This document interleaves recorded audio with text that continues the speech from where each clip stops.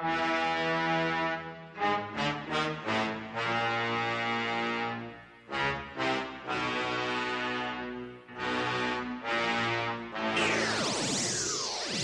I'm nice like B.I.G. is. I'm the greatest of all times. I'ma say it just like Ali did. The champ is here! The champ is here! The champ is here! The evil genius. The champ is here! Come on. And we welcome you to another edition of This Is Wrestling. It is Lee Versage, alongside the one and only Zach McGibbon. Zachary, late November in Belleville, nowhere else you'd rather be. Of course. How are you? I'm good. There's no snow over here in Belleville. In fact, it was a warm, comparatively speaking, 10 degrees over here. There's some rain. We're expecting some strong winds tomorrow. So that's what's going on in the land of Belleville. Well, were those strong winds coming from AEW SuperFan Ben Soubliere, who's also going to join us? We have a full gear review. We have, looking forward to the week, Zach. It's going to be a very busy week. We're going to have multiple episodes because the Survivor Series for WWE will be out, and also the Continental Classic begins this week for AEW. But before we start off with our full gear review, in like 10 words or less, just tell us if my man Mark Wheeler, London Lightning, won. It was London Lightning that went 2 for 2. What a ripoff! Champion. Yeah, what a ripoff! That guy cheats, he lies, he steals, and he probably did a whole bunch of hijinks to win that match. It was actually Mark Wheeler that was trying to do the hijinks there. Don't start. I'm Zach, just telling you. That's like saying it was actually the Philadelphia Eagles were up 21-0. Oh, right. Yeah, they didn't win. Right. That was awesome, though. Yes, it was. That was an awesome comeback. And to hear, not that this is a football show, but to hear the whiny Eagle fan who wanted to blame the referees when Dallas was the one who got the apology from the referees afterwards on the blocked punt. Yep. Like Nick Sirianni's got one of those I want to punch him in the face faces. You know what I mean? Yes. But you know what, Eagles fan? You stink. And we all know that you stink, and your little run is over. You're on the decline. Not because you lost this week, but you did blow a 21-0 lead. Embarrassing. Yes. But your run is over. You're not the best. You're not the second best. You're not the third best team in the NFC. It's over. And it's so good to see. But also, speaking of reigns being over, how about Samoa Joe? We got to start with that because this was a card that you and I basically had all the same picks. And then we were discussing not that Samoa Joe could possibly win, but if the next challenger would be shown on the pay-per-view for Hangman Page. We were dead wrong. I think a lot of people were surprised, but we were dead wrong. Let's start right there. New AEW World Champion Samoa Joe, after Hook is still a member of the Ops after all, and comes back and helps Samoa Joe beat Hangman Page in the cage. What'd you think? Shocked me. I was surprised that Samoa Joe won. It's funny looking back on some of the analysis where, you know, we were kind of mentioning with Hangman Page, who else is really there for him to challenge afterwards? And like what we were saying, like, will the next challenger show up on this pay-per-view? Because there really wasn't anybody obvious in terms of who could be the next challenger. And I think that's what AEW saw as well, where what do we really have for Hangman Page that we want to do that's new and different? Obviously, we saw Swerve Strickland return to the show. We'll obviously talk about that more. Is he at the ring yet? Or is he still in he took his time. Pentaform? Yes, he took his time. He waited for the production team to be ready so that the lights could be shut down on him and for Nana too. And he has to, you got to get your walk in. You got the shoulders moving at the right angle, so Anyway, that I you look like the love coolest wrestler. Swerve Strickland. I Mhm. love Swerve Strickland. It was the longest thing I've ever seen afterwards. Yes. Like Joe Very is Mark bleeding Calloway. Joe is bleeding like a stuffed pig. Yep. And I'm sure in his mind, he's like, dude, I need stitches. Get your ass to the ring. However, let's go back before that.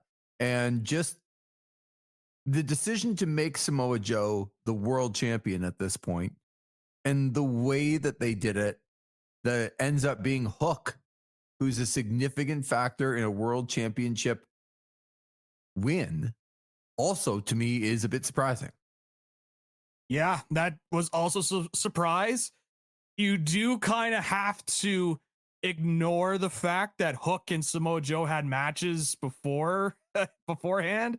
But nonetheless, it was surprising that they went this route. It was somebody that I don't think anybody was really thinking of to be involved in turning heel, essentially, and being a part of this ops group. So yeah, Hook being part of it was definitely a shock. That whole finish, in terms of all the people running down from the ops, I'm not particularly in love with, as you'd imagine, with a steel cage match like that. The steel cage is designed to keep people out, right? That's what I've been told. That's how it was marketed. I thought the whole thing was the ops are not able to get in. It's just you and me, Samoa Joe. You and I, we're going to be locked in a cage one-on-one, and we're going to figure it out mano-y-mano who the best man is. And we had run-ins from Will Hobbs. We had run-ins from Eddie Kingston. We had run-ins from Katsuyori Shibata. And then obviously Hook there as well. So it was weird because I was liking the match. I was liking the physicality of the match, although it did feel like it was going quickly. I don't know about you, but it felt like it was kind of moving along quicker than I thought it was. Was that because it started after midnight again? Well, that, but also that, but also because they got into the blood very, very quickly in terms of Samoa Joe, raking his head into the chain there. And within like 2 minutes, it was already like a blood, like breaking the Muda scale style of blood that was coming down Samoa Joe's face. So I don't know. Maybe it just felt like it was going quicker for me. I will admit I wasn't watching it live because I was doing the remix show Saturday. So maybe it was a different feeling watching live, and maybe it felt like it took forever watching it live. But for me, I thought it was going through a little quicker than I thought. And then obviously all the run-ins and it was just the fact that the event took a long time, like they are prone to do. And we were a little bit behind when we were watching it, but like 10 minutes. And I looked down and it was like 20 after 12. And these guys are coming out. So really like 10 after 12, but still. So it didn't feel as quick to me, only because the night was very much getting on. And I also think, I'm not sure you can do that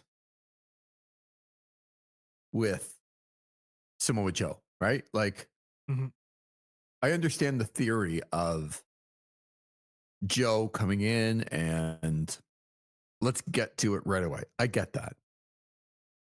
So, Samoa Joe being the champion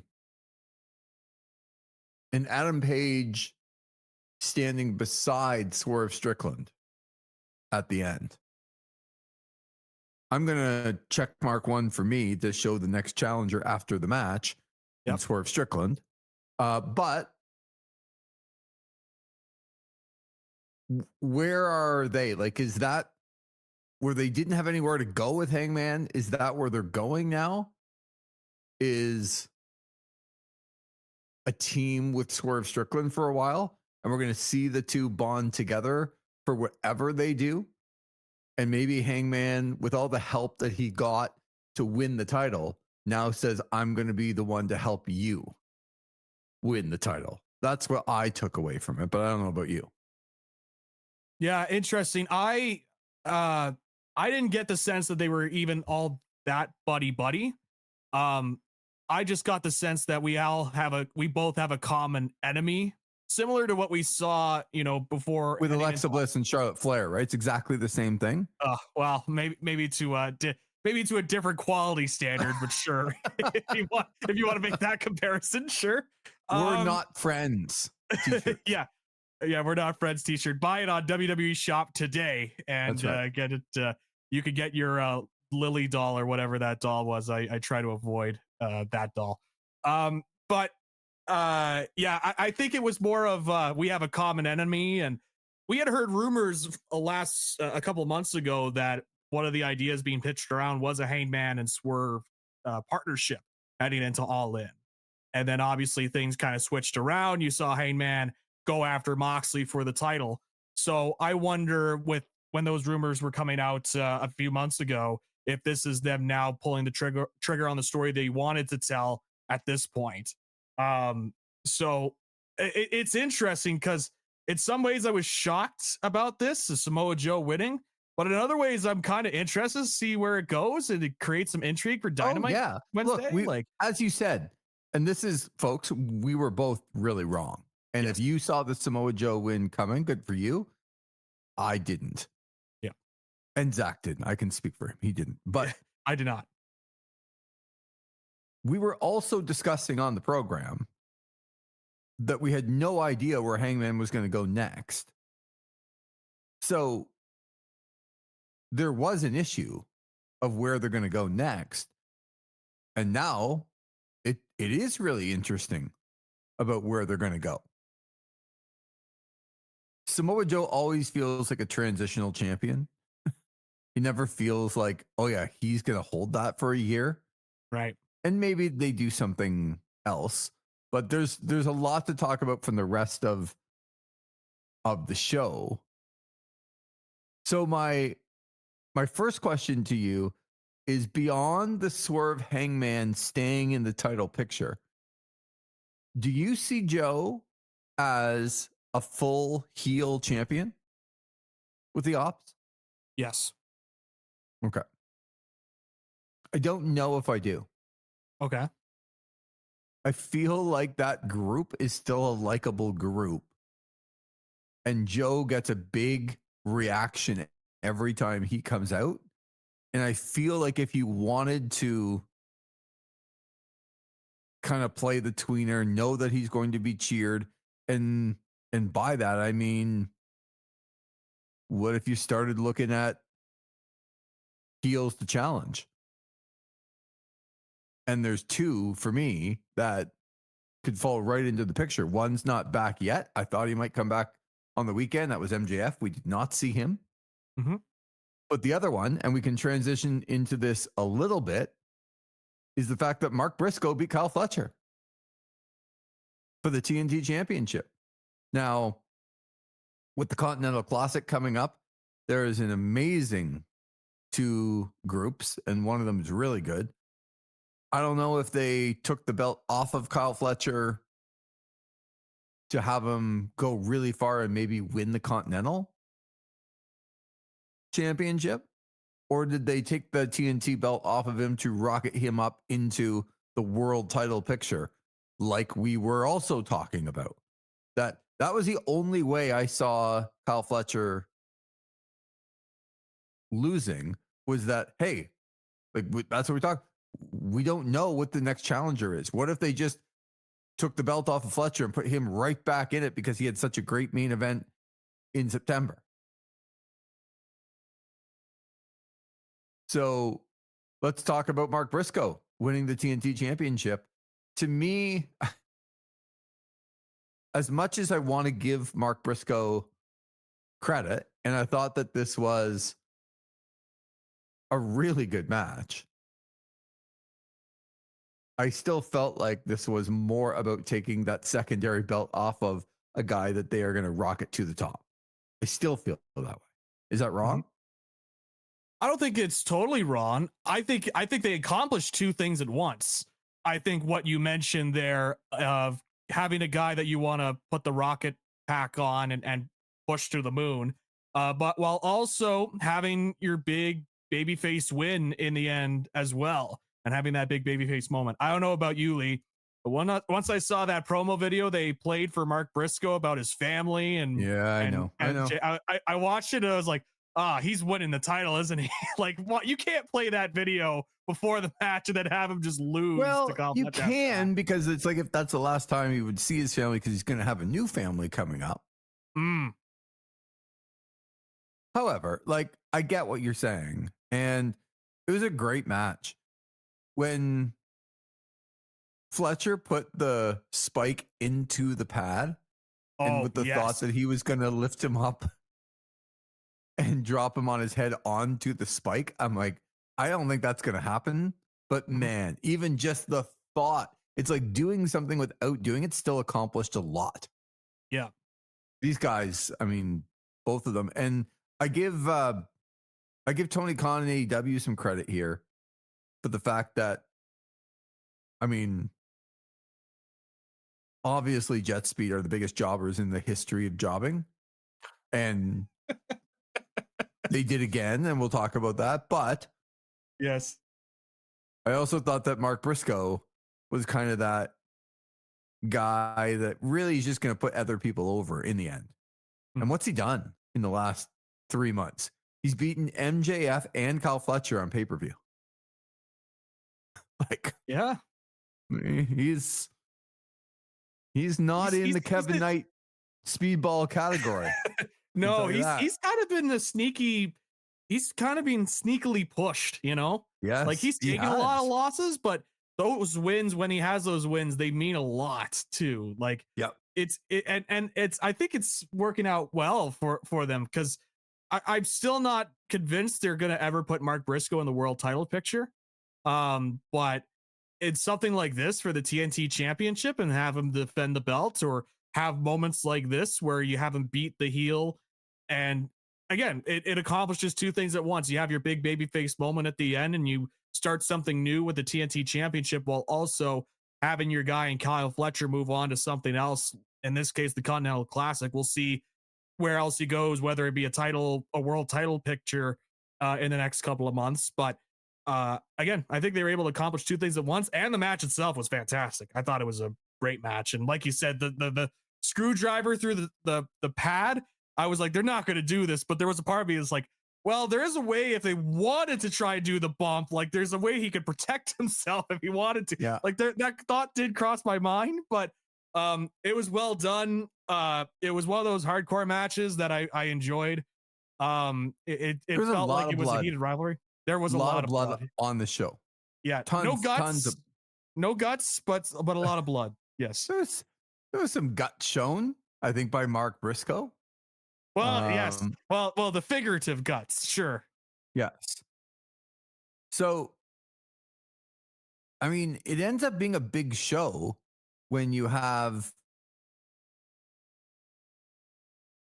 like tag titles. FTR defeat Brodito in just a terrific match. Like, it's like somebody listened and said, you're right. The Outrunners are on pay-per-view.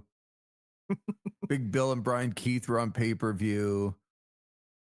The Hurt Syndicate, well, they're still kind of on pay-per-view, but not as the tag team title holders. Yeah, but they do hurt people. You got to remember that. Well, you know what, Zach? I'm going to start getting into your bit and going, yes, they do. They do. Because they hurt me every time I watch them. And they did again in Full Gear. But yeah, back to the point where FTR win the tag team titles over Brodito. Mark Briscoe wins the TNT championship over Kyle Fletcher, and Samoa Joe beats Hangman Page for the world championship. Like, this is a major, major show when you have your top three titles changing hands. Big time. Yeah. What'd you think of FTR and Brodito? Thought it was an excellent tag team match, and FTR continues to show, in my opinion, they are the best tag team currently in professional wrestling. They're better than the Bucks right now? Oh, well, if the Bucks couldn't get their money problems sorted, maybe they would be back in that top place. What are you talking about? They won. Hold on. They won $1 million on the weekend. And then got it taken away by the Don Callis family because of the power of friendship was just too much. And he had to go out and help Kenny. We'll talk about that in a moment because, I'm looking forward to when we roll this back again and we talk about the Bucks trying to get their money back. But in the case of FTR Brodito, I thought it was an excellent match and still doing the little teases in between. I don't know about you, but like the teases in between, Bandito is trying to do the Macarena, which, I can live without, but that's fine. But he's doing trying to do the Macarena, and Brody's like, no, I'm not going to do the Macarena. I'm good. Kind of like sowing a little bit of seeds. Maybe I'm looking too deep into it, but eventually those two splitting up and going their separate ways. I thought Brodito was a standout performer in this. Love my man, Big Stoke out there getting some heat and taking it from the fans as well. But FTR, they're the best tag team in the world, quite frankly. They just continue to go out there and have these high level matches, and they're great heels. And I'm very excited to see them holding that tag team championship and see what they're able to do with it. So excellent match. I really like this match. So do you think Brodito continue on as a tag team, not next week, but say throughout the next, like the winter? I was going to say, I think they could get through the end of 2025, but I think starting into 2026, potentially January, February, I think you could start to see some cracks forming and starting to see the disconnect between the two for sure. Would you like to see one of them turn heel, or is it just a split and agree to part ways? I think a heel Brody King would be interesting to see. Just this dominant bad guy monster heel that's just wreaking havoc wherever he goes. If they wanted to go the next step with Brody King, because I think in all of this, what they're trying to do is really get Bandito over as a babyface. Like I felt like the stuff with his family there and the stuff that he's doing in the ring, like it feels very much like they're trying to get him over as their next bigger baby face that they want to push. Mm-hmm. So I think if you really want to emphasize that, I think turning Brody King heel would be an interesting direction to go. And I think it would work for Brody King too if he decided to be a heel. I think it would work to his strengths, quite frankly. I just love the fact of what they're able to do with. And I made this comparison when we were watching it, was like there are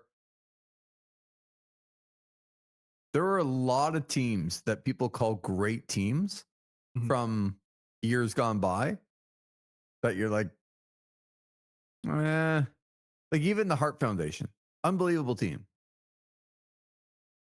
Brody King is way better than Jim the Anvil Neidhart, right? Like if you even, not to say Brodito's in the same class as Bret Hart, but you understand what I'm saying. You got the technical guy, the guy that is going to do the flashy, and then you got the hammer, the big guy. But when you look at teams like that, quite frankly, not a lot of them have the ability that Brody King does as that big guy. I think they want Luchasaurus to have it. I think he's got some of it, but he doesn't have what Brody King has. And you think back to kind of great teams that had that. And man, it just works. And I think Brody King could work with some other guys as well when it comes to this. So I'm not sure that I'd be rushing to turn that guy heel unless you're going to do exactly what I just described and throw, like, to me, if you were going to turn him heel, I would put somebody, and I'm just picking a name here. I know Ricochet's got his own group, but it would be a guy like that, like a little bit of a whiny, cryy, but can really go in the ring. And then you have the heavy who can also really go. I'd be sad for them to split up though, because I think they've worked really hard, AEW, to prove that they are a legitimate tag team. But it does feel to me with FTR winning the belts like it is like an Adam Copeland Christian return here. Yep. At some point real soon. And Beth Phoenix too, or Beth as she returned as. Right. That feels like it's in the works. Yeah. So let's talk about that Josh Alexander and Young Bucks victory. $1 million richer over Kenny Omega and Jack Perry and Luchasaurus. Did you buy the story they were telling that friendship was worth more than $1 million? Not really. I got what they were trying to go for, but it just felt like it was a way to get Kenny back with the Bucks, and you know, I wasn't as emotionally, and I'm somebody that's, you know, followed this story with the Elites since the beginning, watching being the Elites and watching the stuff they did in New Japan, carrying over to Ring of Honor, like all of it. I am somebody that watched it from the beginning, but we are now what, 8 years into this, which is crazy to think about. It's been that long with this core group of the Elites. I get the story that they were trying to tell. You know, I'm not exactly going to be over the top and be like, oh, this is tremendous. Like, just because they told the story doesn't mean it's great. You know what I mean? Right. I feel like WWE gets caught in that trap. I asked you the question because I didn't buy any of it. It just seemed really forced. Yeah. Emphasis on buy, you know? The end too, with the interview with Don Callis saying we're $1 million richer and Hechicero is he's gonna carry the money, and I'm like, what? I don't know. I just thought it was really weird. Good for them. I'm sure they're investing in the Don Callis family pension plan with that $1 million. I also think the $1 million doesn't mean nearly as much when they've had $200,000, $400,000, $500,000 matches. Yeah. And it's just kind of like, what? Yeah. Well, like I said, Lee, we're going to get the $5 million match at World's End, and that's going to be the one that settles it all, right? So for the Young Bucks, is like, it'll be Kenny, it'll be the Bucks, it'll get me the Don Callis family. And Don Callis said, I took the $1 million. I'll make it even bigger. I'm going to make this a $5 million match. And we'll be right back to square one. And I'll just sit here and just be like, yeah, so the Bucks, they don't have money. But this time Kenny's involved, and Kenny Omega is going to help the Bucks get their money back. And we're going to do this whole song and dance again. I think one of the biggest problems is that this match had a lot of talent in it. Yep. And I didn't find it to be a great match. Whether I bought the storyline or not, it still could have been a great match. It was not. Mm-hmm. That was fine. Yeah, it was fine. Right.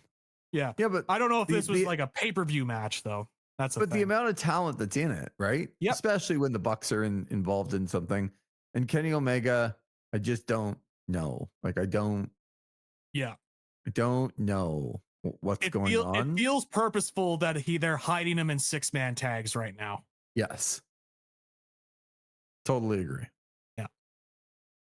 All right. It opens up this show with, of course, the Zach CMLL tag match, trios match. A full overrun into the show. Yeah. You can believe it. Even more than the last time. But it's Hechicero who is carrying all the money, and he's the one that ended up losing this match and taking the pin from El Sky. But a little bit more of a tease with Kazuchika Okada and Konosuke Takeshita not getting along in the match. Again, I love this story. I don't know that I loved the way that they disagreed in this match. It feels like a lot of disagreement right now. Yeah. You don't quite know why, and they're just continuing on with it. But thoughts on this match, like a full overrun into the show? Like, I mean, it basically was the first match of the show. Yep. Like they did the last time, and everyone praised it, including myself. I was like, oh, this is something different. This is something feels natural and alive in pro wrestling. So what do? Oh, well, all these genius road agents and I was going to say WWE and AEW got together and said, let's do that again. Let's make the totally natural moment and then make it a totally artificial moment for the next pay-per-view and be like, oh, so this is just going to be a running thing now. Like the whole point of the opening segment of the last pay-per-view was like, oh, this feels natural. This feels like we're going over time and this is a heated match and we're getting this on the pay-per-view. Now we're just going to, do this because it got such a big response. And let me tell you, wrestling has a major problem. Like once they see something that works the first time, they ram it into the ground and drill it into your skulls to like it. And it's like, guys, anything about spacing, breathing, timing, like just let it breathe. Like we don't have to see this exact same thing at the very next pay-per-view. You could have saved this. So I did a weird spot where I want to like this because it's something different, but we already saw this and now it's not a natural moment. So so all that to say, I was underwhelmed with this match. How you felt about the Bucks and Omega, this was the match I felt underwhelmed with. I'm like, okay, well, here we go. We got Okada and blah, blah, blah. And we're going to get all this done. And lo and behold, it was like, this was fine. I mean, I was expecting a lot more from a lot of these competitors. So I like what you said. Like, I don't mind the story that's being told here in terms of Okada and Takeshita. I get all of that, but I was hoping for more from this. If we were going to do the same exact thing again for the very next pay-per-view, because we found one idea, so we're going to drill it into your skulls until you like it. And at the very least, I was hoping for the match to be good. And it didn't fulfill that for me. Did the Timeless Love Bombs winning that 4-way tag team match over the Sisters of Sin, the Babes of Wrath, and Megan Bayne and Marina Shafir are the only ones that don't have a name, that feel like they should be the only team to have a name. Yeah. I just didn't understand this one. Yeah. But I didn't understand it before. So it's not like I went down. I didn't understand the thought process of having 8 women that are in the semifinals all wrestling on the pay-per-view to choose a stipulation while the other match won't get a stipulation. I never understood this. And with Toni Storm and Mina Shirakawa winning, I still don't understand it. Yeah. And as I was watching this, I wasn't thinking, man, this is Kobashi Kikuchi versus the Can-Am Express in the ring right now. Wow. In terms of the smoothness of the ring or anything like that. See, I'm going into matches now. Yes, that's right. People got to go watch that match, Kobashi Kikuchi versus Can-Am Express, and see some great tag team wrestling. Because this was not that level. In terms of the AEW women's tag team match, I was just sitting there thinking, why are we in this spot? Just so we could get Timeless Toni Storm on the pay-per-view and we can get a crowd reaction and people can pop and cheer. We could go, oh, I know Toni Storm. I'm going to clap because Toni Storm's on my screen or in front of me in the ring. I don't know. So Zach waved to the camera instead of clapping, which I thought, folks, if you... No, I was clapping. I went. No, I went not like this. really. I went like this. I went like this. Okay, you know what I wasn't clapping for either? My least favorite match of the night. Think about that after the Timeless Love Bombs, which I did not enjoy. Yeah. So, Zach, we're going to start off with this Casino Gauntlet match for the national championship, the new national championship. First thoughts on seeing the belt. What'd you think? The belt looks great. I like that look of the belt. It's a old school looking belt. Looks like something you would see at a territory back in the day. And so I really like the design and look of the belt, especially when we're in an era of like giant logos and We got to sell the toy belts on the stand sort of deals. So I really liked it too. I wish they went less red. There was too much red on the belt for me. Right. I wanted it to be like old school, but the design of the belt I really like. There's too much red on it for me. But can you explain to me, Zach, because you are the ever-knowing, really the know-it-all. You see how I put the emphasis on all, so I didn't say like a know-it-all when I put the emphasis on no? Like, you're not a know-it-all. You're a know-it-all. Can be very different. So they had matches, correct? They did have professional wrestling matches on this show. Yes. No, but on AEW Dynamite. Yes. Correct me if I'm wrong. Correct. And the winners of those particular matches were able to acquire the number 1 and 2 spots. Correct. Is that right? Yes. Okay. Could you tell me the exact length of time between entrant number 2 and entrant number 3? Like 30 seconds. Right. Zach, we had matches on television to decide who was going to be in the ring first and second, with an advantage of you can go and just win the title right there without anybody else coming in. And 30 seconds later, somebody came in. What? Why? It's not an advantage. You're not beating, like, I don't care who's in there. You're not beating them in 30 seconds. And if you don't, you've actually lost the advantage because you're tired from you wrestled 3 days ago and you've been in the ring now the longest. It's ridiculous. Like, I could not believe it. What kind of gimmick is this where you have matches on television to decide spots to give them 30 seconds?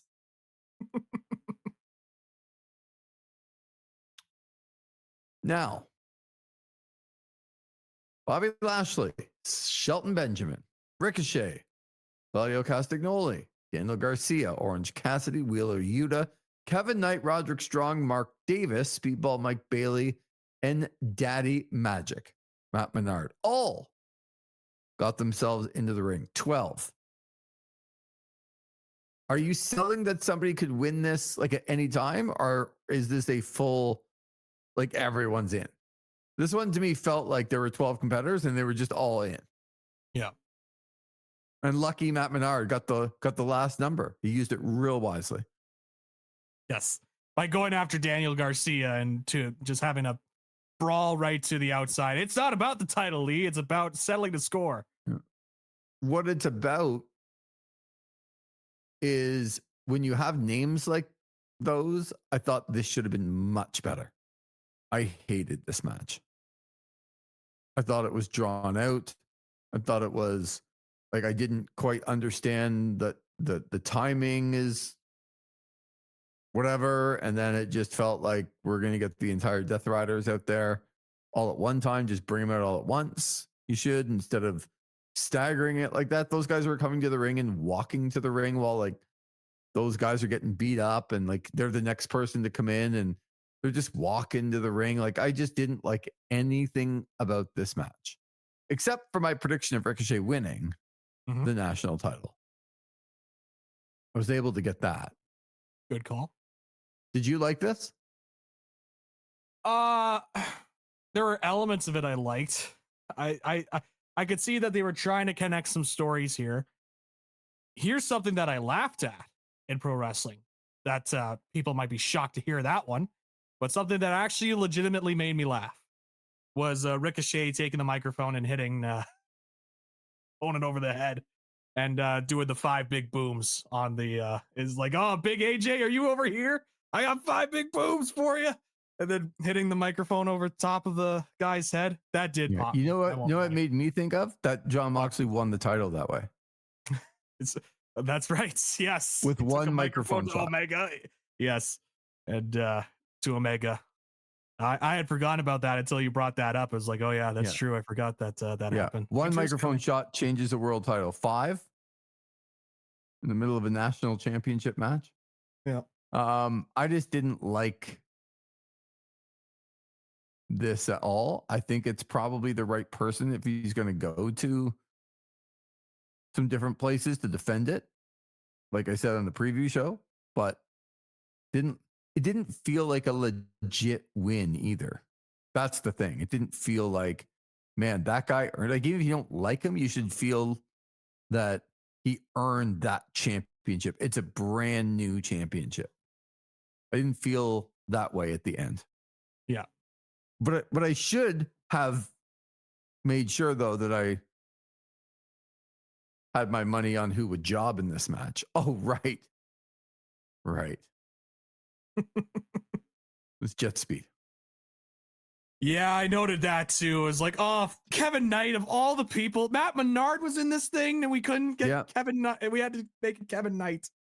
But that might be the story that they're telling now because they're both in the Continental Classic. So we'll see. We'll see. But yeah. I felt bad. I was like, oh, why give Lee more ammunition for I'm going to get the Continental Classic that is just going to give me more. So Pac defeats Darby Allin, and I was thankful I changed my pick. Before the show. Yeah, I'm glad I was able to change my pick too. You convinced me, Lee. You convinced me on changing it. So Pac beats Darby Allin, and this one was good again. Like, I think when you get two guys in there like that and can just let him go, I thought this is a pretty good opener. I did not mind this opener whatsoever. I liked it. I quite like this opener as a way to start things off. Pac looked fantastic as always, and Darby was doing some crazy stuff as per usual. The spot where they were doing the rug burn gimmick on the exposed burns remind me of my time in childhood when you would dish out the rug burn to other kids. Just like, oh, watch out, we got the rug burn coming. That could be a wrestling move in like 1963 if you wanted to, and just like have that be whipped out. Like I could see the Sheik doing that move if he wanted to. For sure, yeah. I thought this was a really good match, a great way to kind of open up the show, minus of course the CMLL match beforehand. I like this match. It was really good, and Pac winning part of the story as well with the Death Riders. Like this was a good way to open up the show. Right. So then they told the story as the show continued with Kyle O'Reilly defeating Jon Moxley in the no holds barred match, which is good. We had no holds barred, which I thought was nicely followed by the no disqualification match between Mark Briscoe and Kyle Fletcher, really giving a full stark difference between the two. Yes. As I was told when I was watching it, yes, but in one of them, you don't have to break when they get to the ropes. I'm like, well, the other one you don't either because there's no DQ. Right. Well, it's all the difference, Lee. I mean, so the referee's going to count, but then it won't matter anyway. Right. Okay. Right. Love this match. Love what they did for Kyle. I think what you had to say about Jon Moxley in shows past came out again. I thought he's just awesome. I love watching Jon Moxley. He's a great wrestler.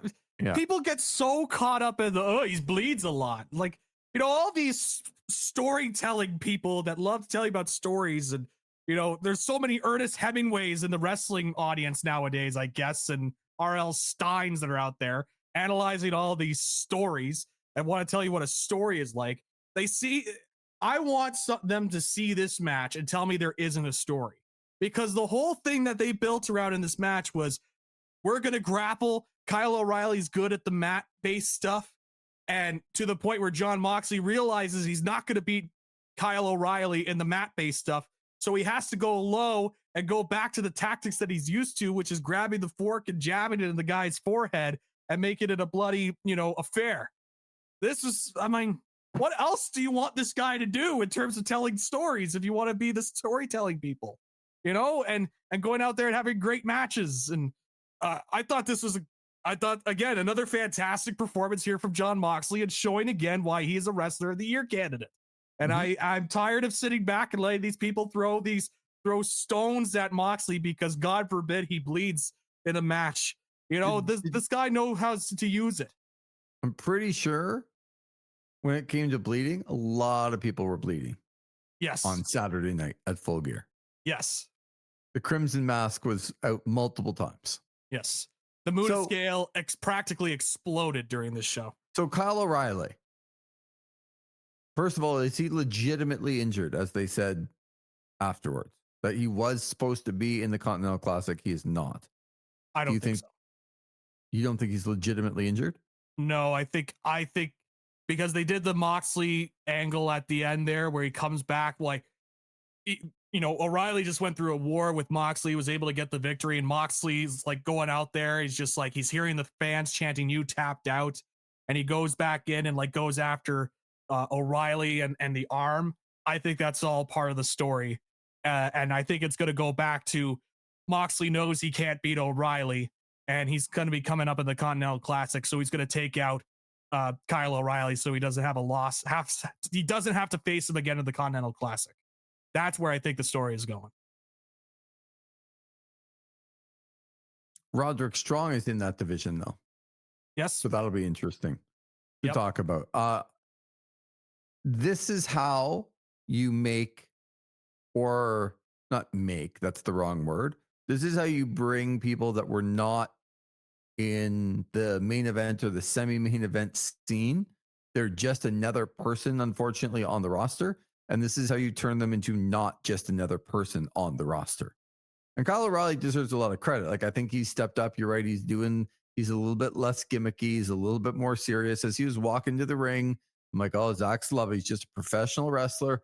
He's in his t-shirt, but he's just going to walk to the ring. That's fine. Just the t-shirt's fine. Yeah. He's going to take the t-shirt off and he's going to wrestle. Yeah. Zach loves that. Yeah, damn right. I was rubbing my hands like, let's go. This is what I need in my pro wrestling. Yeah. It's the Dan Severn wearing the gray t-shirt into the ring style thing. And I'm like, yeah, let's go. But when we see Kyle O'Reilly again, he is a bigger star. Yes. I love that. Theoretically. Like, yes. Well, but when I see him next, like Kyle O'Reilly, I have loved for, since with Adam Cole and Bobby Fish and Roderick Strong and the Undisputed Era, like I've loved them. But he wasn't exactly can't miss television before. Like if Kyle O'Reilly was on, he's probably just jobbing out to somebody. Yeah. And now he's not doing that. And I'm excited to see when he is on next. And I think that's great that Jon Moxley can do that for people.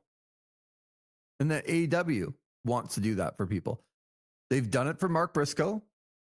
And whatever we thought of Mark Briscoe, whatever you thought before, he's higher now than he was. Kyle O'Reilly, higher now than he was. There are others as well.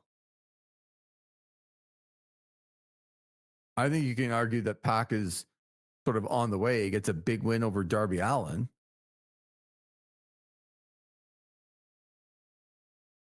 So one more match to go here.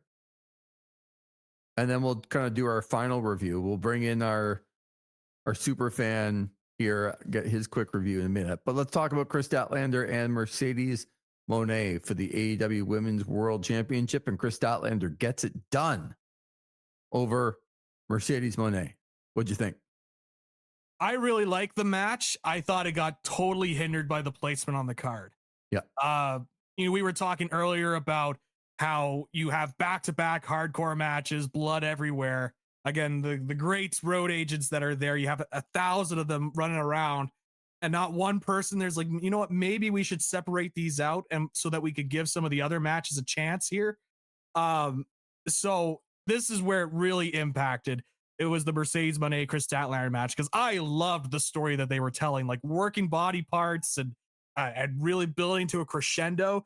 But the crowd was so tired out by all the blood that they had seen from the previous matches and all the hardcore elements that you could hear a pin drop at the start of the Moné and Statlander match. And they tried to get the crowd back into it, but this could have been a switch round. Could tell me that the 4-way women's tag team match couldn't have fit in this slot better then I was just actually going to say it probably should have been second on the card.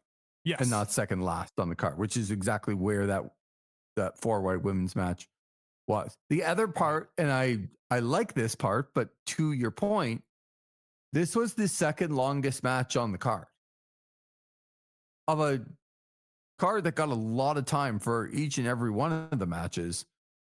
This was 23:05. This was only Briscoe and Fletcher went like a minute 55 more than they did. Right. So when you don't have the crowd and they're kind of dead and they're kind of tired and whatever, to go 23 minutes, it's a long time.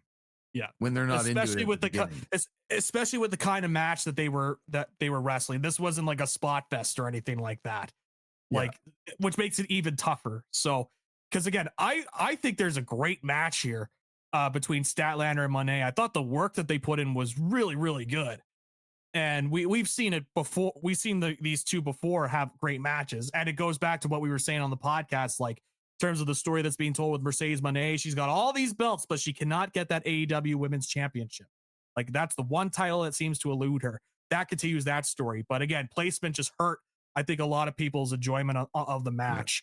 Because if this was a hotter crowd at the start, like they put this at the start with the hotter crowd, I think you're seeing a lot more people that would put this match over. Yeah, I would agree with that. All right, before we get to our final thoughts, let's bring in the AEW superfan. His name is Ben Soubliere. Benjamin, how are you? Good evening. I'm well. How are you guys? We're doing excellent. We're actually feeling pretty good about ourselves considering your picks on Saturday night. It kind of rises all boats here, knowing that the superfan had himself an off night. Yeah, is well, that true? I just had to make up for the perfect prediction for the previous pay-per-view. Yeah, that's what we do here. We say, go listen to our third last show. It was awesome because we really stunk the last couple, but man, our third last one was incredible. I really nailed it there on that one. Yeah. Yeah, exactly. Barry Horowitz herself, pat on the back. Exactly. You remember a couple months ago, we had that one show. It was awesome. Yeah. And I say that somewhat in jest because, Ben, you are quite knowledgeable and your prediction game is usually spot on, and all of your guys lost, the people that you love to follow. How did that affect your enjoyment of the card? Yeah, that was a very I actually don't mind it when things are unpredictable, including the main event. I don't know anybody that had Samoa Joe going over in that main event.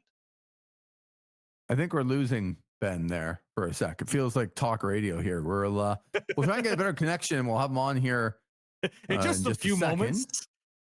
Yeah. Our crews are working intensely to make sure that this is correct and all this. Yes, our crews, Ben's. I knew he was having some internet issues. That's why he was a little bit late. But what are your final thoughts on this? Because I think when I watched it, I thought it was, you know what? That's a good card. And I liked the surprise at the end. You don't always have to be right in the world, as I kid Ben a little bit. You don't always have to be right. You get a big surprise at the end, and it ends up being a world title switch. That's awesome. Just because I didn't predict it, you didn't predict it, doesn't make it bad. It's good, right? Yep. But I kind of thought that this card was in line with other AEW shows. It was good. I don't know if it was great. But then you run it down and go, oh, new world champion, new TNT champion, new tag team champions, new national champion. Wow. Yeah. That's a pretty healthy card. Okay, we're gonna try and reconnect in our talk radio. We're gonna try and reconnect. I think we're back on the line here with the Sub. I think we're back online here. I think we have him again. Don't want to say that this is his last chance, but probably second last. Are you there, Ben? Yeah, I'm here. I'm gonna blame Bell on this, but my phone seems to have better internet than my computer right now. So let's go So as a one more time as a with feeling. yeah, as a guy that likes to phone people and not text people, calling Ben sometimes is just like probably what 3 of every 10 times we'll get a connection that will last the entire conversation. And Ben loves that. Like it's perfect for him, but it is not perfect for me. I was gonna say Lee just doesn't realize that it's by design sometimes. No, I listen, I'm a lot of things, but naive is not one of them. Okay. So we're just kind of wrapping up this Full Gear show, but just another thought on, like I was saying before, like when we watched this show, I thought, you know what, that's a good show.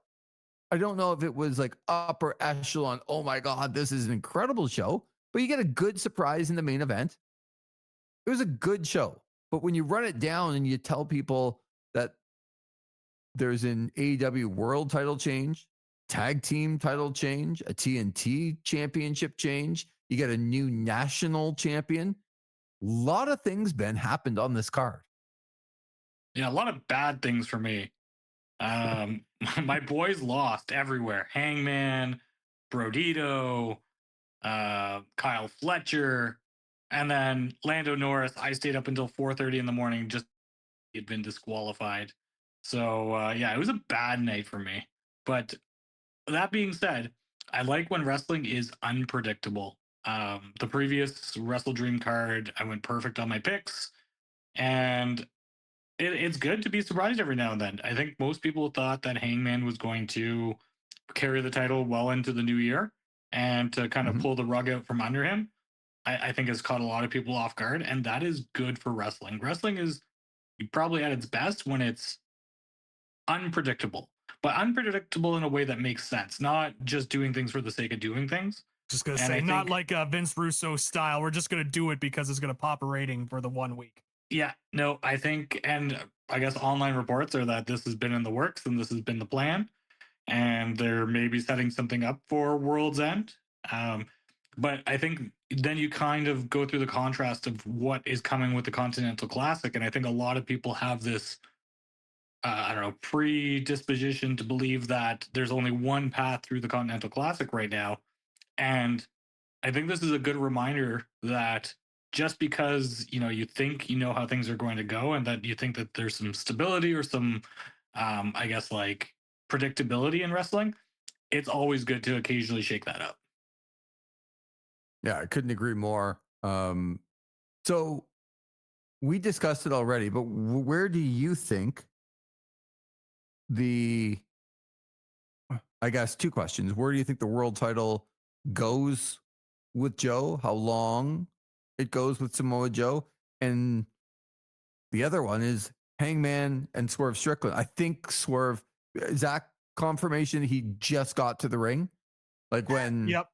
Yeah, I've okay, been, he's I've there been now. timing it. I've been Right. timing it, and Yeah, I think he's there now. the Undertaker has now started his entrance too. And Oh, we're gonna okay, good. track the Undertaker, see how long he So takes. to get Swerve in the is ring. there now. Yep. Coming in afterwards. But where do you see the Hangman Swerve situation going as well? Well, I apologize if you guys have already covered this, but I think early indication is that maybe we're getting some sort of Zach's favorite, the Fatal 4-Way at Oh, World's End. great. Awesome. A Can't little wait. bit of a little Hangman in one corner, some Swerve in another, Samoa Joe in one, and the returning MJF in the other. Okay. And if All you're having talking histories about with each star- other too.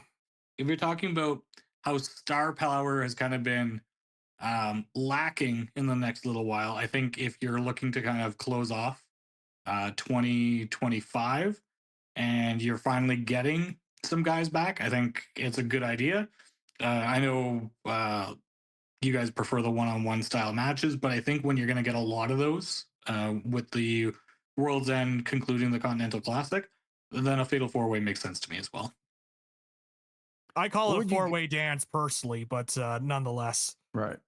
What would you give this show, Zach? Oh, now I've got Sub as well looking at me. He's gonna stare me down. He's gonna be critical of the score I've made. You know, I put like 9s and 10s, like upper echelon, elite level pay-per-views. This was not that for me. There's a lot of good on this show. There are things that bug me on this show as laid out in this review. I'm hovering around. I didn't think there was that one marquee match that you usually have with an AEW show. I thought there was a lot of great matches, like a lot of very good matches. And one that I think could have gotten close to great in the tag team match with Brodito and FTR. There was a lot of very good. I don't think there was that one great.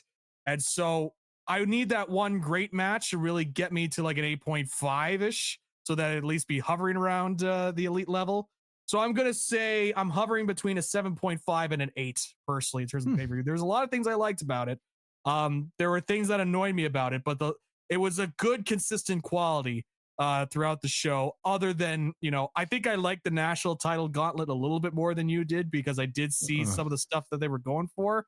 But you did. You saw the matches on AEW Dynamite again that determined the number 1 and 2 selections for 30 seconds later, it all to be ruined. You saw that? Yeah, okay. No, I saw that. I saw Ricochet hitting the guy with the microphone over top of the guy's head, and I popped for it. And like there was stuff that there was stories that they were telling. I thought, okay, what's your number? What's your number? I'm gonna be that guy and be a 7.75, in between a 7.5 and an 8. Okay. Well, I always knew that I was better than you. My number that I had written down before this program started was a 7.9. So we're very much in the same ballpark, because I just couldn't put down the 8, which in my school went from a B++ to an A. Like if you had 80, you got an A. Yeah. This was not an A show, and I could not write down 8. Yeah. So I wrote down wanted 7.9. to. There were things I liked, and I wanted to give it that 8 score, but I think it was just missing some stuff, and there were annoyances for me personally that prevented it from me from getting there. But this was a good show. I like Ben Soubliere. Yeah, I'm somewhere in that ballpark. I don't think I'm close to an 8. I'm closer to a 7, I would say, like a 7.25 if we're getting really technical, but probably around a 7. He really gets down when he gets all of them wrong, man. Oh my God. No, and it had nothing to do with the unpredictability, but to your point, Zach, I didn't feel like, if you're comparing it to WrestleDream, I didn't feel like there was any match that really got to the next level. For me, if you look at WrestleDream, like I thought that the Brodito Okada Takeshita match was like that like top level of what professional wrestling can be. Yep. I thought the Kyle Fletcher and Mark Briscoe match was better at WrestleDream, as much as I enjoyed it on this card as well. And then, there was just, I feel like WrestleDream had higher highs despite being a little bit more predictable. And this card is like solid all the way through. And I kept seeing people online say it was like, oh, one of the best cards ever. And I can't really agree with that, because nothing really hit it out of the park for me. I loved the ending angle with Joe getting the title, and that shot of him with the blood like literally pouring out of his face as he's holding up that title. Yeah. But nothing really hit as hard as what happened on WrestleDream or even All Out, the pay-per-view before. So for me, I'm closer to a 7.25. I don't know how people think that this is like an all-time AEW pay-per-view, right, especially in consideration like for some of the ones like even All In this year, I would rank higher than this, obviously. But it was solid. There was nothing bad on the card, just nothing that really blew me away. So I'm closer to the 7 mark. I think this is a really good example, as we close here, to what is on paper. Like, this is, to me, did you actually watch the card, or did you see highlights and see that there were, like I said, an AEW world title switch, a tag team title switch, a TNT championship switch, a new national champion? Like, there's a lot of headlines on this show, but the substance wasn't as good. I think if you actually sat down and watched it, it's different from watching highlights and seeing all the title changes and go, oh yeah, this was just amazing. That feels like somebody that didn't watch the entire thing. Speaking about things that people will watch the entire thing, the Continental Classic. The groups are out. Ben Soubliere is here. And we're going to cut this show off and let you, as the fan, come back to us in a couple of days when this Continental Classic preview airs. We have a lot to talk about with the two groups. So we'll do it. And I'm like, and we'll see you next time. Hitting us with the old Ryan Seacrest on American Idol, just after the break. After the break. See, that's a good callback right there. I love American Idol. It's going to start up in January or February again. All right. So the three of us will be back. We're going to have a full Continental Classic preview. And I know Ben Soubliere will be involved. Like we're going to, 2 or 3 shows this week? Because Ben Soubliere will be all over that Survivor Series preview show that is coming up. I can see his eyes already just getting so excited. He saw the ESPN 30 under 30 lists and saw that Dominic Mysterio is first was again. ahead of his boy Kyle Fletcher. Yeah, and I'm sure he was like, God, that's a great pick. That's an excellent pick by ESPN. Man, that list is crazy. It is. It really is. I mean, Dominic's not even the best in his own company, 30 under 30, and yet they made him number 1, but alas. But he makes the rounds. He goes on ESPN. Yeah.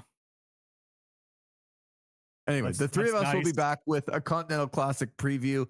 Zach, you and I will be back with the Survivor Series preview this week. So still a lot to come. Full Gear had multiple title changes, and we all kind of rank it in that sort of 7 to 8 category. Good show, but not great.